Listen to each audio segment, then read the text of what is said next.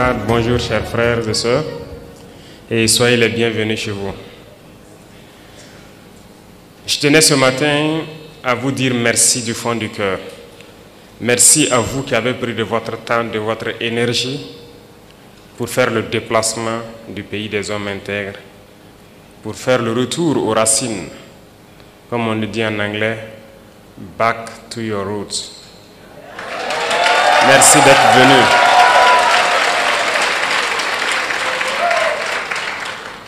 Vous nous avez fait preuve de fraternité, vous nous avez fait honneur et je prie Dieu qu'il continue à vous bénir tous, à vous donner la santé, la force nécessaire de pouvoir continuer à revenir à vos sources. Parmi vous, il y a des personnes âgées, très âgées, qui malgré le poids de l'âge, ont fait le déplacement avec vous. Je vous dis infiniment merci du fond du cœur et que Dieu continue à vous réconforter.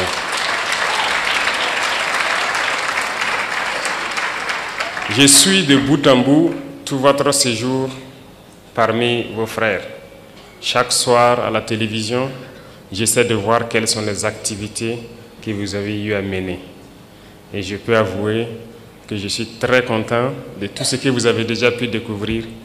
Mais je prie Dieu que le temps soit encore de notre partie et que vous puissiez revenir et pouvoir découvrir beaucoup plus de choses à travers le Burkina Faso.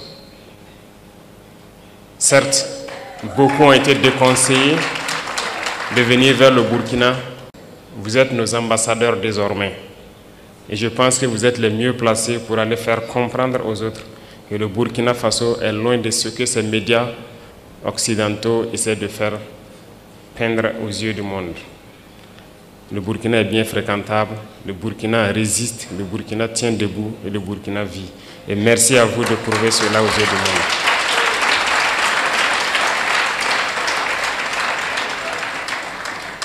Je vous salue également pour votre détermination à vouloir nous accompagner dans notre lutte, à vouloir donc accompagner vos frères et sœurs ici au Burkina Faso en investissant dans tous les domaines possibles. J'en ai échangé avec le Premier ministre rien que hier sur la carte de résident permanent. Certes, nous avions mis des conditions d'acquisition de la carte, mais aussi d'autres conditions financières, mais nous avons décidé de lever la condition financière en ce qui vous concerne pour que vous n'acquisiez.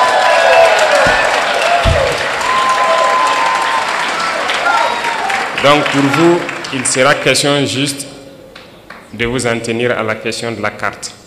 Donc toutes les autres conditions, vous serez exemptés. Et merci à vous d'ouvrir le pas pour tous ceux qui souhaitent donc prendre cette carte et pouvoir investir et rester au Burkina. Ceci dit, le Burkina Faso est un pays en pleine construction. Et je pense que beaucoup d'opportunités vous ont été présentées. Il y a encore beaucoup d'autres opportunités. Déjà la question de la radio et de la télévision, je puis aussi vous assurer que je ferai tout pour accompagner la création d'une telle radio ou d'une telle télévision ici au Burkina Faso.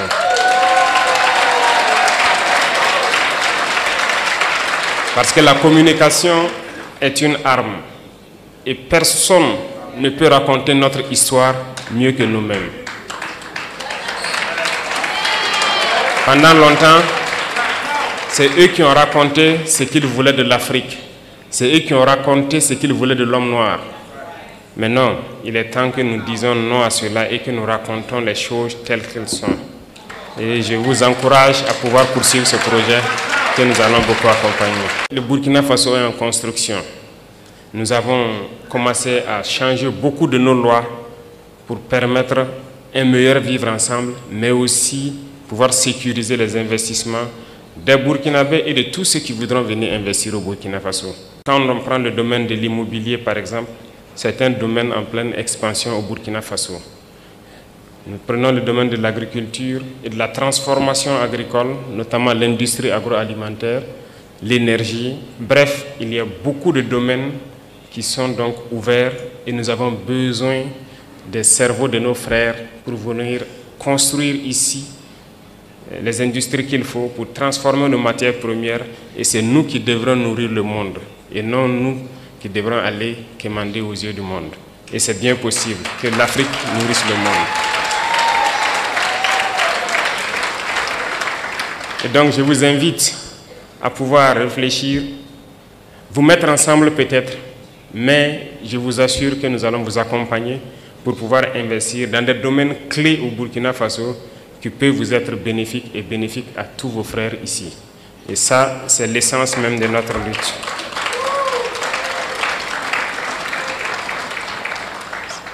Le ministère des Affaires étrangères va poursuivre ce beau travail qu'ils ont commencé. Et d'ailleurs, je les félicite pour cette initiative avec l'Institut qui a pu donc faire ce merveilleux travail. Continuez le travail de présenter les opportunités pour pouvoir vous guider et vous canaliser vers les investissements structurants et bénéfiques. Et nous allons continuer à suivre ça de très près pour que vous ne soyez pas déçus de votre investissement au Burkina Faso. Reconnaissez une chose, la lutte que nous menons est âpre et c'est une lutte d'endurance. Et vous, vous avez décidé de porter notre message à travers le monde. Nous ne luttons pas pour le Burkina Faso tout seul. Nous luttons pour l'Afrique. Nous luttons pour l'homme noir. Nous luttons pour la dignité de l'Afrique. Nous luttons pour le bien-être de nos populations. Et qui lutte pour la dignité et le bien-être de sa population a aussi quelque chose en cœur. Nous sommes de tout cœur avec tous les peuples qui luttent pour la justice, pour l'égalité, pour le bien-être. Et nous sommes amis à tous les peuples qui nous respectent et qui respectent notre souveraineté et notre dignité. Et merci à vous d'accompagner donc ce combat que nous menons. Il est très difficile de mener ce type de combat. Et je sais que vous le savez mieux que moi. Voir l'Afrique se réveiller, c'est un cauchemar pour certains. Mais pourtant, l'Afrique est en train de se réveiller. Et l'Afrique va se réveiller.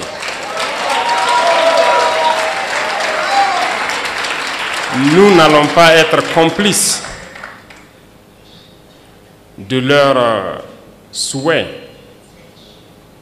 celui de voir l'Afrique être la réalité de ce qu'eux, ils ont pensé et dit de l'Afrique, notamment une terre d'esclaves, une terre maudite.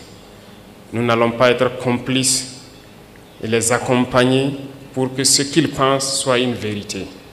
Nous leur dirons que l'Afrique est un continent d'espoir, est un continent combatif et l'Afrique est un continent d'avenir.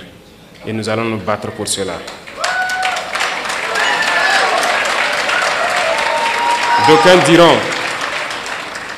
D'aucuns diront que c'est impossible pour l'Afrique de rattraper le retard, de se réveiller.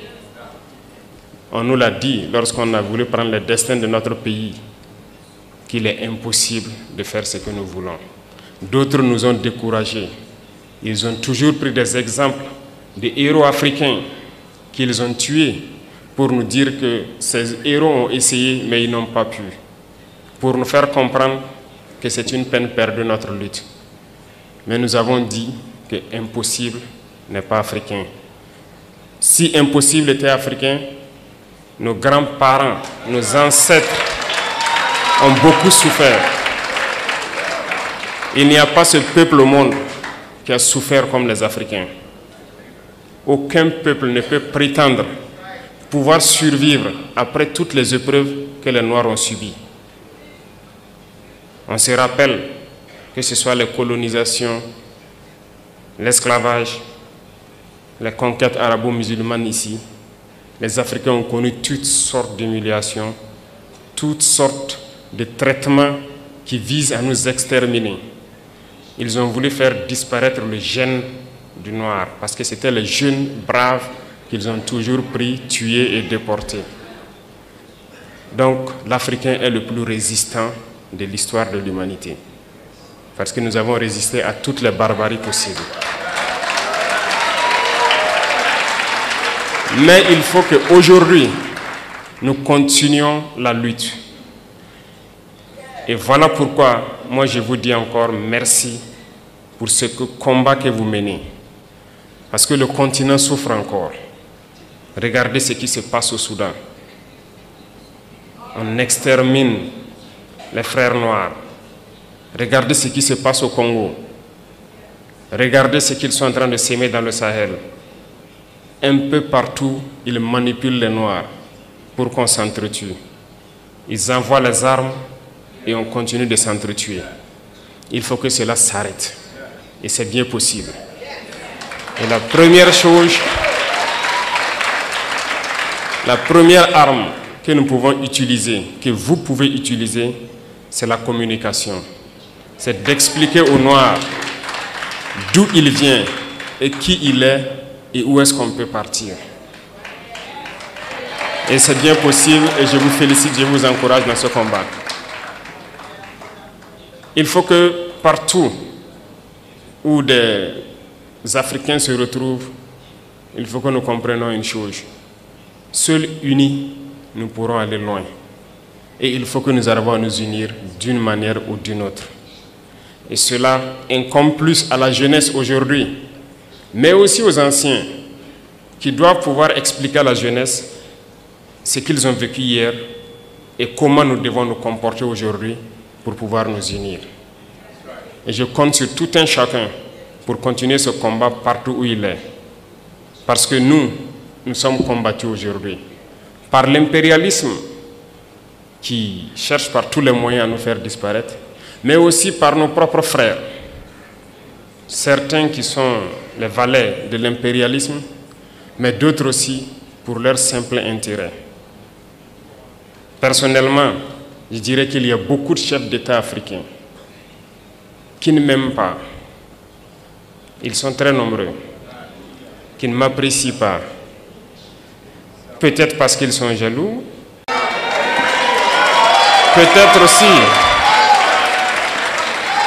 peut-être aussi, je suis un danger pour leur maître. Quoi qu'il en soit, moi je ne les en veux pas. Et ils font semblant. Lorsque les gens les croisent, ils font semblant de m'aimer. Mais je sais qu'ils sont nombreux à ne pas m'aimer. Mais notre prière est que Dieu les change profondément dans leur cœur. Que Dieu mette beaucoup d'amour dans leur cœur. Pas pour nous, mais pour leur peuple. Pour qu'ils aiment leur peuple. Et qu'ils se battent pour leur peuple. Parce que nous continuerons à prêcher le message pour que leur jeunesse se réveille. Et je prie Dieu que Dieu mette l'amour dans leur cœur, qu'ils aiment leur jeunesse, qu'ils aiment leur peuple et qu'ils se battent pour le bien-être de leur peuple. Peut-être qu'à travers cela, nous aussi nous allons bénéficier d'une once d'amour de leur part. Et je prie Dieu que cela puisse arriver et très vite, que nous puissions voir dans la même direction, voir que nous devons nous battre pour le bien-être de nos peuples, de nos jeunesses, de nos continents, de nos pays. Et à travers cela, il n'y a pas de choix, on va s'unir. Parce que l'Afrique est immensement riche, nous avons un marché immense et nous avons des cerveaux à travers le monde. Et nous allons faire venir tous nos cerveaux pour travailler avec nous. Et l'Afrique a besoin de tous ses fils, de toutes ses filles pour pouvoir se développer. Et vous portez ce message, vous portez ce combat. Et nous devons tout faire pour que ce combat aboutisse et au plus vite. Ça, c'est très important. Parce que vous devez voir ce combat aboutir dans très peu de temps. Et c'est bien possible. Donc, je vous encourage, je vous félicite pour tout ce que vous faites. Et avant de clore mes propos, je vous invite à chaque occasion que vous pourrez revenir au Burkina Faso parce que nous allons transformer le Burkina Faso, faire du Burkina un exemple pour que les gens voient que c'est possible.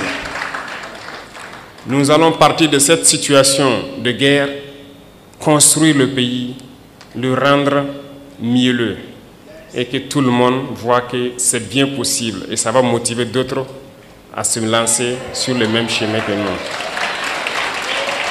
Merci pour cet accompagnement, merci pour cette chaleur que vous êtes venus nous donner, merci pour l'amour que vous êtes venus nous donner Et je prie Dieu que vous retournez tous sains et saufs et que vous revenez chez vous au Burkina Faso, investir et vivre paisiblement quand vous le souhaitez. Merci beaucoup à tous. Que Dieu vous accompagne, que Dieu vous bénisse. La patrie ou la mort, nous vaincrons. Merci.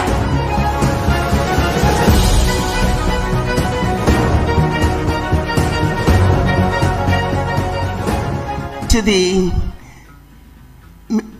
Prime Minister of the Great Republic of Burkina Faso, the entire government of Burkina Faso, to the citizens of Burkina Faso, we want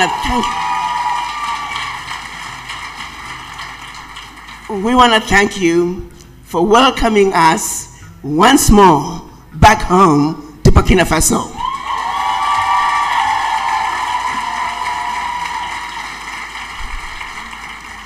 We were here last year. There were 130 of us.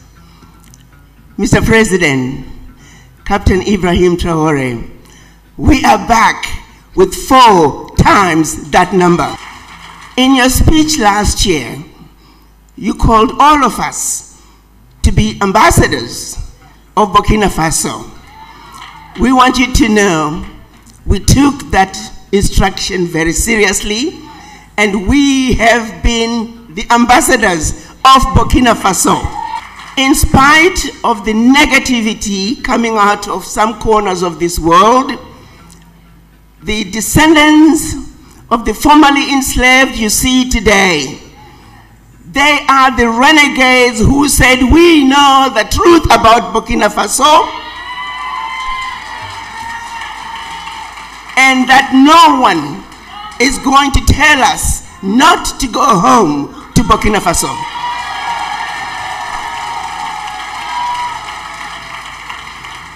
So it is my honor to introduce you to your children in the diaspora, particularly descendants of the formerly enslaved who are here to complete the journey of return on behalf of their ancestors.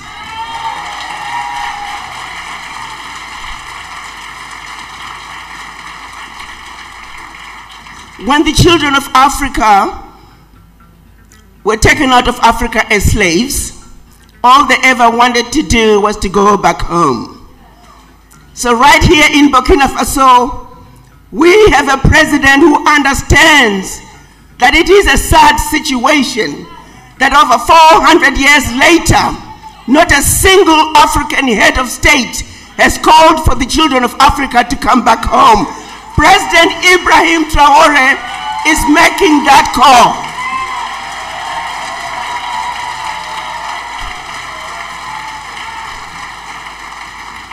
It is here in Burkina Faso that we shall conclude the journey of return. And all of you are bringing with you the spirits of your ancestors to put them back to rest right here in Burkina Faso. So, Mr. President, we're here to show our solidarity with the Sahel nations.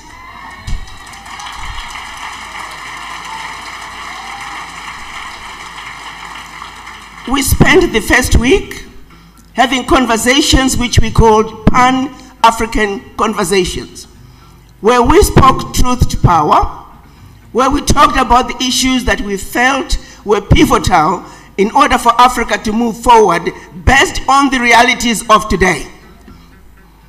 And that resolution that we came up included issues such as discussions pertaining to establishment of a Pan-African television and a Pan-African radio station, which is going to be based right here in Burkina Faso.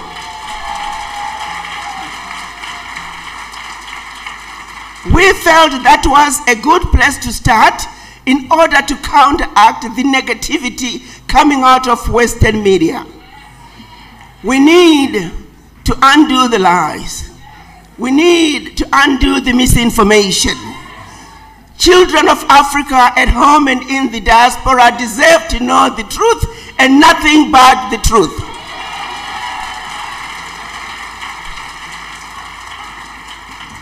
There are many other issues that are in the resolution which shall be presented to you through the Foreign Ministry.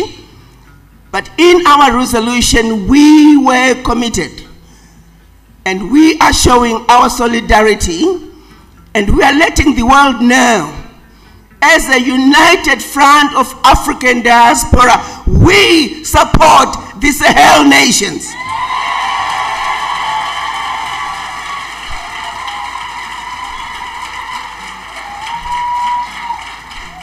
The fearless and transformational leadership coming out of Burkina Faso, Niger, and Mali must be supported by any means necessary.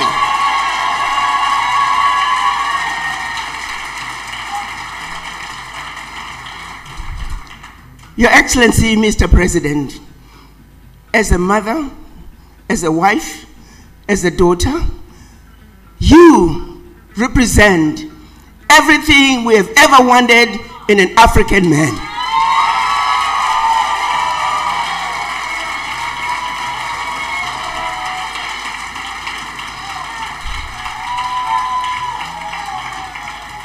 Burkina Faso has shown us the way. Burkina Faso has let us know that the bully can be defeated.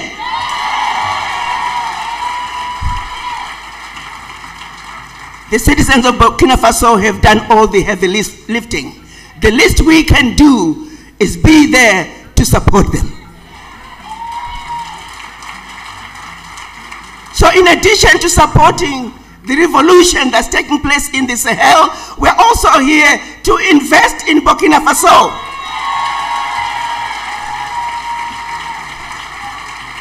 And like Reverend Maponga said, and I hope some of you will find wives and you'll find husbands right here in Burkina Faso.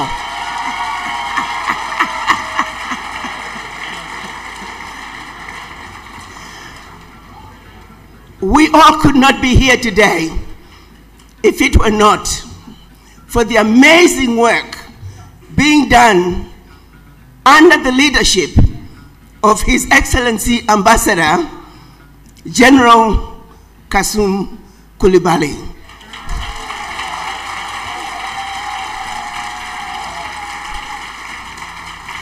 His Excellency Kasum Coulibaly, through the Burkina Faso mission in Washington, D.C., has made all it possible for all of you to be here today.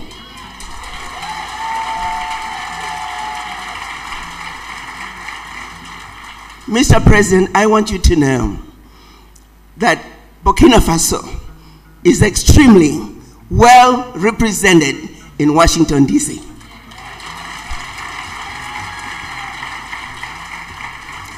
And through also from the embassy to the Ministry of Foreign Affairs, our welcome has been nothing but magical.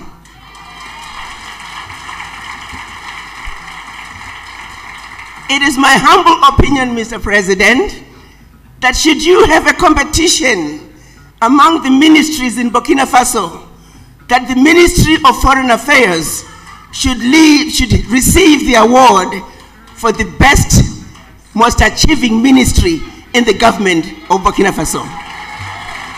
On that note, I was given 5 minutes. I was telling the ambassador, I said, Ambassador, are you sure you want me to go with 5 minutes? I might take 45. I will be respectful of the time, and I do believe my VP is raising his finger to tell me my time is up.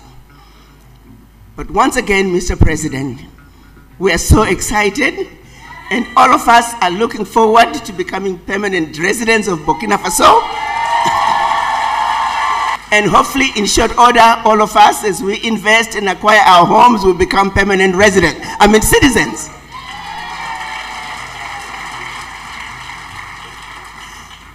Thank you again, Mr. President, for the opportunity to address you.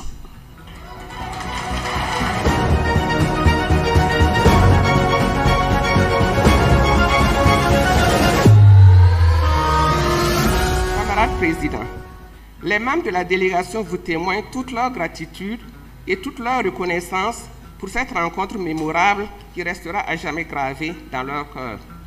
Les échanges et initiatives de cette visite du pays des hommes intègres traduisent une volonté profonde de tisser des liens durables entre le Burkina Faso et la diaspora africaine. Nos frères et sœurs afrodescendants n'ont pas seulement voulu se souvenir, ils veulent agir, investir, bâtir et transmettre. Leurs propositions touchent des domaines essentiels: éducation, santé, innovation, tourisme culturel, agriculture durable et investissement communautaire. C'est là le signe d'une fraternité en mouvement, d'une solidarité agissante qui dépasse les mots pour s'incarner dans l'action. Camarades présidents, ce séjour trouve tout son sens dans la vision que vous incarnez pour notre pays et pour notre continent, celle d'une Afrique souveraine, unie, consciente de sa force et fière de son identité. En venant à votre rencontre, nos frères et sœurs entendent saluer votre leadership courageux et inspirant, celui d'un chef d'État qui incarne la renaissance africaine, la reconquête de notre dignité collective et la réécriture du récit africain par ses propres enfants. Cette démarche rejoint l'une des principes cardinaux de notre diplomatie. La diaspora africaine est un pilier essentiel de la refondation du continent. Elle constitue une force spirituelle, intellectuelle, économique et culturelle, un levier stratégique pour le développement et pour l'édification d'une Afrique nouvelle à laquelle le Burkina Faso contribue activement aux côtés des pays frères de la Confédération des États du Sahel et de ses partenaires du monde. Alors que s'achève ce séjour mémorable, nous pouvons affirmer que la mission « Bienvenue chez vous » est un succès historique. Elle a permis de raviver les liens de sang et du cœur entre le Burkina Faso et la diaspora africaine et d'ouvrir des perspectives prometteuses de coopération fondées sur l'unité, la solidarité et la dignité retrouvée. Camarades présidents, nos frères et sœurs afrodescendants voient en vous un symbole d'espoir, un courage et de résilience africaine. Ils repartent convaincus que le Burkina Faso est aujourd'hui un phare pour la conscience africaine, un espace de reconnexion et de construction spirituelle. Je voudrais à cette occasion saluer l'engagement du personnel du ministère des Affaires étrangères, la dévotion de notre ambassade à Washington, ainsi que la collaboration efficace des départements ministériels partenaires dont les efforts conjugués ont permis la réussite de ce voyage mémorable. Camarades présidents, pour clore mon propos, permettez-moi de redire à nos frères et sœurs de la diaspora toute notre gratitude pour leur engagement fidèle aux côtés du peuple burkinabé et leur détermination à porter haut, à travers le monde, votre vision d'une Afrique libre, digne et souveraine.